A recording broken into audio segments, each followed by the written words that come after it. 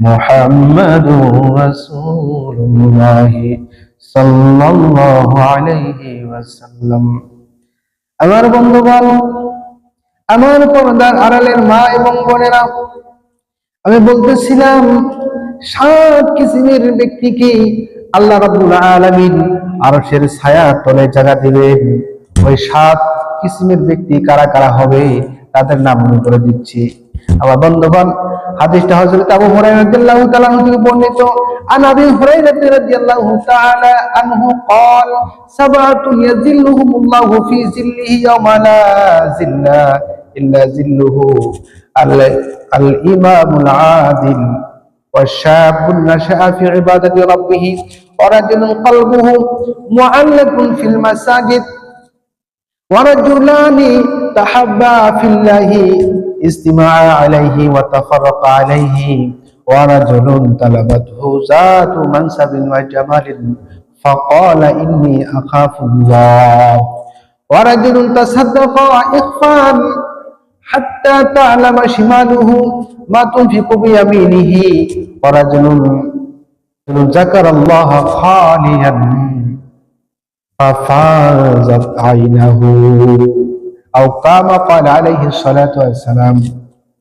হযরত আবু হুরায়রা রাদিয়াল্লাহু তাআলা আনহু থেকে বর্ণিত, বিশ্বনবী হযরত মুহাম্মদ মুস্তাফা সাল্লাল্লাহু আলাইহি ওয়াসাল্লাম বলেন, 7 কিসিমের ব্যক্তিকে আল্লাহ রাব্বুল আলামিন আরশের ছায়ার নিচের মধ্যে জায়গা দান করবেন।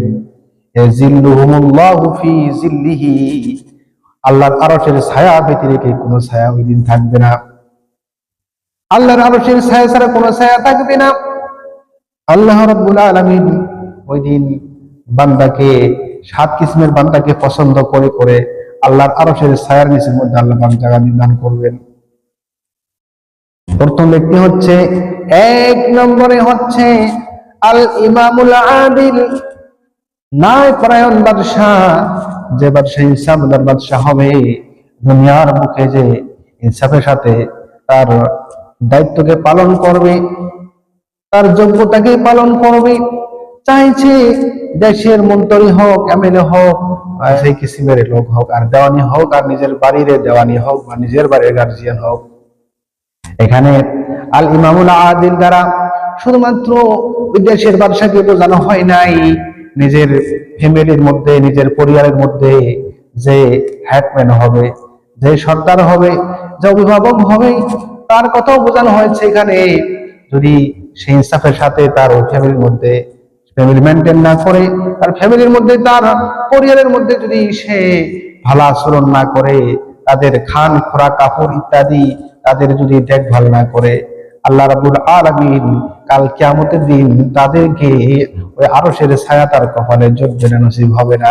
আর যদি সে তার ফ্যামিলির মধ্যে, তার পরিবারের মধ্যে যদি ওরকম ইনসাফের সাথে সে কাজ কাম করে, সমস্ত হক আদায় করে চলে, সন্তানের হক আদায় করে, বিবির হক আদায় করে, তার সমস্ত মা বাবার হক আদায় করে, তার সংসারিক সমস্ত হক আদায় করে চলে, ইনসাফের সাথে চলে, আল্লাহ রাব্বুল আলামিন ইনসাফের মধ্যে থাকার কারণে আল্লাহ রাব্বুল আলামিন ওই ব্যক্তিকে আল ইমামুল আদিলের জায়গার দপ্তরের মধ্যে, লিস্টের মধ্যে নাম ধরায় দিবেন। বলি সুবহানাল্লাহ।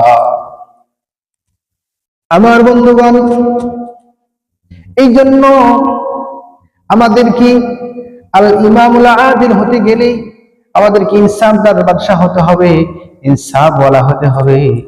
আমার বন্ধুগণ, 2 নম্বরে আসছে ওয়াশাবুন নাশাআ ফি ইবাদাতি রাব্বিহি, যে ওই যুবক, ওই নওজওয়ানের কথা বলা হয়েছে এখানে, যে নওজওয়ান তার যুবক বয়সের মধ্যে ইবাদাতি রাব্বিহি, তার পরওয়ারদিগার অর্থাৎ আল্লাহ রাব্বুল আলামিনের ইবাদতের মধ্যে লিপ্ত থাকে। বলে সুবহানাল্লাহ। 2 নম্বরে ওই যুবকের কথা বলা হলো, যে যুবক তার জওয়ানিটাকে আল্লাহর জন্য কোরবানি দিল, আল্লাহর জন্য কোরবানি দিল, ওই জওয়ানি বয়সটাকে সে কোনো খারাপ ধান্দার মধ্যে, কোনো নাজায়েজ কাজের মধ্যে সে ব্যয় করে নাই, শুধুমাত্র আল্লাহর ভয়ে আল্লাহর কাছে তার জওয়ানিটা কুরবানি দিয়েছে।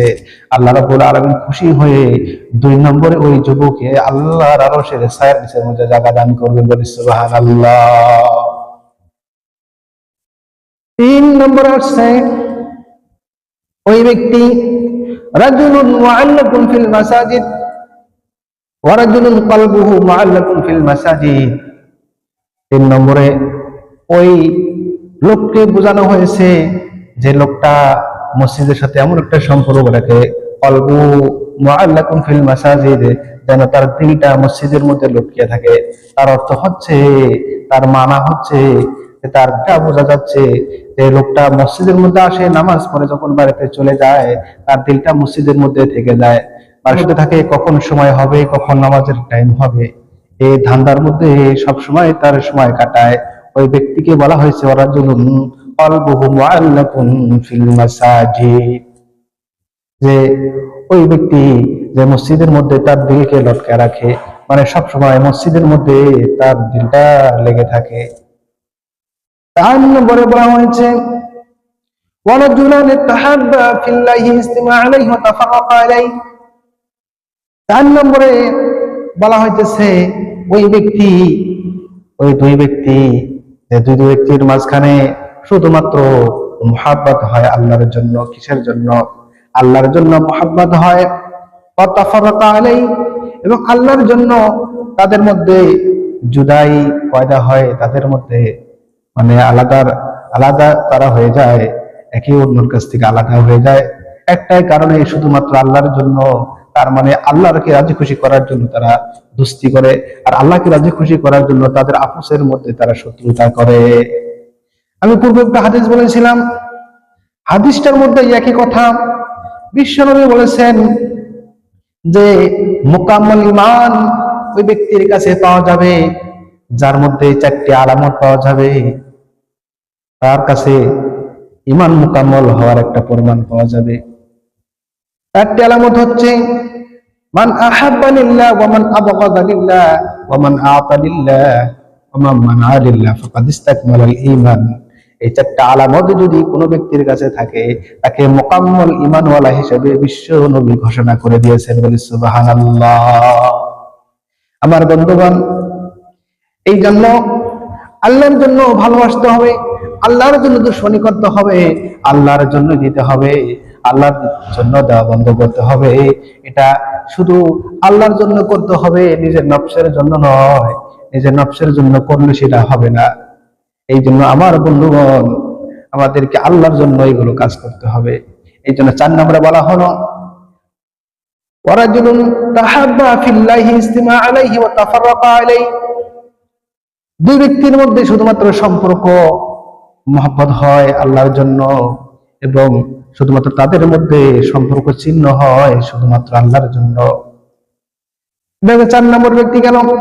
5 নম্বরে আসছে ওয়ারাজুলুন তালাবাতুহু যাতু মানসাবিন ওয়া জামালিন। 5 নম্বরে ওই ব্যক্তি, যে ব্যক্তিকে একজন সুন্দর ভদ্র মহিলা অপকর্মের দিকে ডাকে, তালাবাতুহু যাতু মানসাবিন ওয়া জামালিন, তার সৌন্দর্য এবং তার বংশ মর্যাদার দিকে, মানে অনেক উচ্চ মর্যাদার বংশের লোক এবং তার মধ্যে অনেক সৌন্দর্য রয়েছে, সে তলব করে তালাবাতুহু, সেই লোককে ডাকে অপকর্মের দিকে, কিন্তু ওই লোকটা বলে ফেলে ফাকালা ইন্নী আখাফুল্লাহ, না না, তুমি শুধুমাত্র ডাকলে হবে না,